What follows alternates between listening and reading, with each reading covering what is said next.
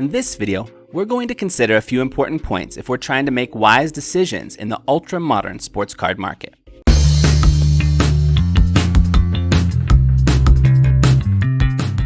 Sports cards go through different chapters through the years, and those chapters often reflect a very different approach to how sports cards are produced and what ends up making a sought card. The 80s and 90s had the era of extreme overproduction, junk wax era. The mid to late 90s had an era where unique looking insert sets were all the rage. The late 90s and early first decade or so of the 2000s were their own thing with comparatively lower print runs and a slower moving market. Though certainly things that are very important to the hobby now did start during those years, like serial numbered cards, jersey cards, pack pooled autograph cards, all of these things becoming a common thing. But during more recent years, sports card production has been in a new chapter of things, a chapter quite unlike any that has come before. And with this new reality comes new lessons. Point 1, which has all kinds of side points to it. Overprinting is a thing. It should come as no surprise to you that cards are being printed much more during the past couple of years. The beginning of that was really 2018, 2017 kind of transitioned there. There are a few different ways to get a sense of this shift at that time. One thing you can do is look at the pop counts from some of the big grading companies and see how much they've graded from pre-2018 stuff and how much they've graded from post-2018 stuff. At the time of the making of this video, PSA has graded a total of 22,983 cards from 2016-17 Prizm basketball. Then 97,612 from 2017-18, 311,011 from 2018-19, and then 598,524 from 2019-20, and infinity from 2020-21. Actually, it's a bit too early on to say 2021 since most of those cards are still waiting in line, so we're not going to even consider that one for now. Now, there's a few important things to take from these numbers as far as I can see. One is that base cards are so super common that it is going to be nearly impossible for demand to match that kind of supply. Thus, base cards slide to practically no value. But one thing I'm kind of noticing with that slide is the slide can sometimes bring other things along with it.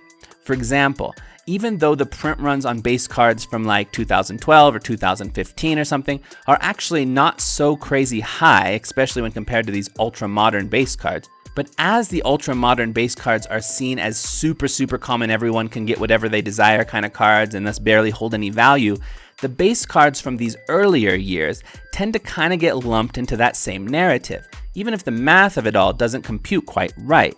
And narrative is a massive thing in sports card values, very often much more important than the actual math of things. So as a result, even though, for example, that 2015 Joel Embiid Prizm rookie was actually printed a decent amount less than stuff from the last couple of years, Embiid's Prizm rookie and LaMelo's Prizm rookie end up selling for a pretty similar price. I actually just got a great deal on an Embiid Prizm base rookie for just $30 a few weeks ago. LaMelo, someone I would say is not actually even anywhere near the superstar tier and who has multiples more of his card produced, versus Embiid, a perennial MVP candidate who is one of the top players in the NBA and whose card is less common by multiples. I don't know if this is something that the market eventually corrects or if the narrative of base cards having no value is going to be strong enough to keep base rookie card values down even from those years before the production boom began. Another way we can get a sense of just how overproduced cards are right now is by how many color parallels are now being made. Now don't get this twisted. This color parallel explosion is not some artistic choice that the card producers are making to make cooler cards. It really is something that is being done to hide overproduction. People want to get some color in their packs when they're opening packs, especially now that base cards are being seen by many as trash-like. That one quote-unquote hit per pack becomes the only card that a lot of people are really giving any attention to in that pack. But when overproduction is going crazy, in order to keep people buying, the card companies need to create things for you to chase. So more and more parallels are born to give wax rippers something to chase. But as the overproduction gets bigger and bigger, the number of those parallels has to also expand at the same time, or else the pop count of any one specific parallel would get so high that it would basically just be seen as a base card too. So instead, you end up having a situation like you have now with Prizm basketball, where the 2021 Prizm sets have no fewer than 45 different color parallels for every base card. 45! How crazy would it be to try to complete the 45 card rainbow of one player's cards within Prizm? Insanity. Now, just for comparison's sake, Let's take a quick look at how many parallels there were in earlier years. The first year of Prizm basketball in 2012-13 saw green, silver, and gold as the only 3 color parallels. 13-14 saw that jump up to 12, 14-15 it went up to 17, 15-16 it went back down to 13, 2016-17 had 14, 2017-18 saw the jump up to 26. So you really, in retrospect, in many ways, 2017-18, you could kind of get a sense that there was something going on. It wasn't a big jump yet, but there was some indicators that a big jump was coming. It's like the small earthquake before the big one strikes. 2018-19 had 36 color parallels. 2019-20 had 40. And 2020-21 had 45. Now, by the way, these numbers I'm getting just from looking at on ComC, like on the sold cards list. There's a kind of column that shows all the parallels. So I'm just counting there. I don't know if there's some that are organized in a different spot, or I'm missing some, or that website's missing some. I'm not sure. I'm just getting it from there. But even if my number's off by a few, you can see, I mean, from 3 in 2012-13 to 45 in 2020-2021.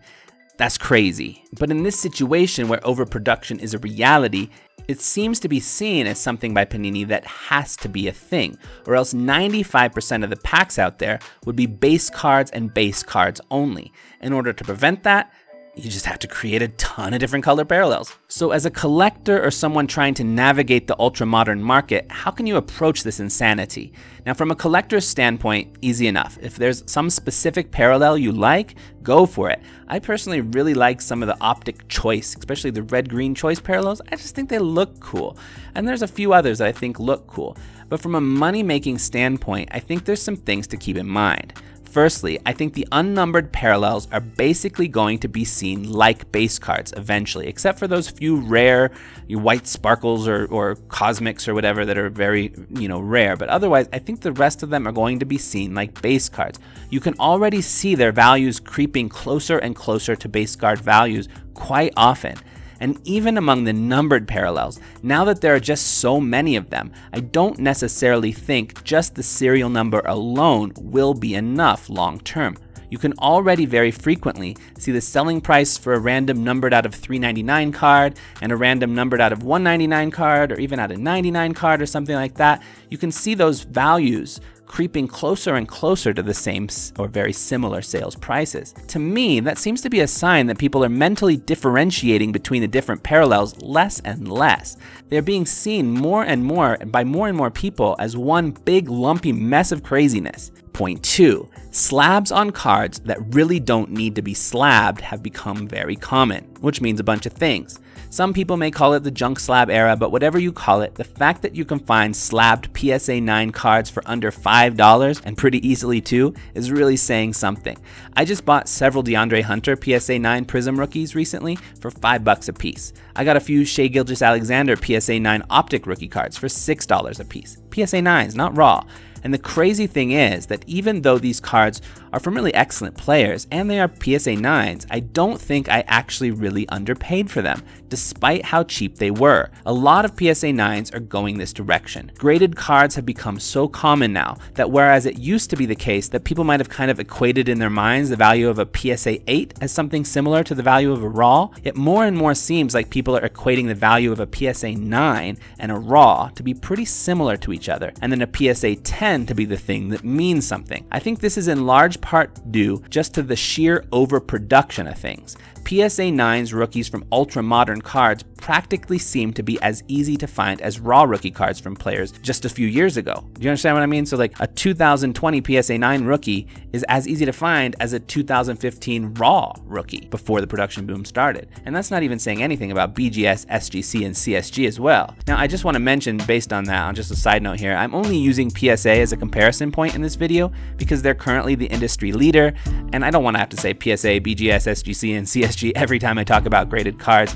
PSA kind of sets the value trends for the market at large currently, for graded cards at least. And even if I don't personally like that, it's still kind of the current reality, so it's just easier to talk about it from that angle. Despite the fact that from a personal preference angle, I like the other 3 big graders better than PSA, and I'm more active about seeking out CSG than any other when I'm wanting to actually buy graded cards. So anyway, for me, the learning here is several things. With ultra modern cards, unless you're finding some really spectacular PSA 9 deals, I think raw and or PSA 10, BGS 9.5, 10, SGC 9.5, 10, CSG 10 are the better places to go. For the collector though, this could mean that PSA 9s, BGS 9s, CSG 9s, SGC 9s could be a really great place to be if you don't mind imperfection. Point 3. Autographed cards have become more and more common, but they are mostly sticker autos, which means something. I've made a video on this topic specifically, but just to whittle down that video to its essence, my end idea in that video was that I think on-card autos are the way to go if you're trying to make profit from autographed cards in the long term. For shorter term flips, it may not be such a big deal, but if you're thinking more long term, I really think on-card autos are absolutely the way to go. The reason being that autographs have become really very common in the ultra-modern card market, and the vast majority of these auto cards are sticker autos. And as the supply of sticker autos has increased and increased, I think it actually makes those on-card autos stand out even more as something special. So yeah, on-card autos I think are the way to go whenever possible. I think the supply of sticker autos is way too high, and eventually the demand will not be able to match that supply unless the values will decrease. I don't know for sure, I mean, it could be wrong about every single thing I'm talking about in this video, but it definitely seems likely with the direction things are going.